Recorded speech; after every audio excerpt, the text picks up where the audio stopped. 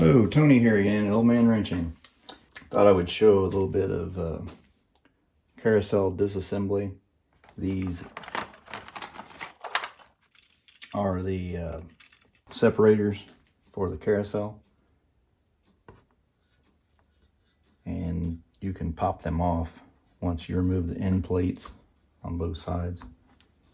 You can get it started with a small screwdriver if you can't really get in there to pop the first one out. Just prise on the inner edge.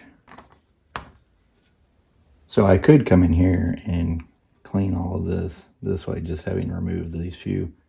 But what I really want to do is polish each one of these. And then when I get this all completed, I'm going to take this guy here and I'm going to polish him up really nice.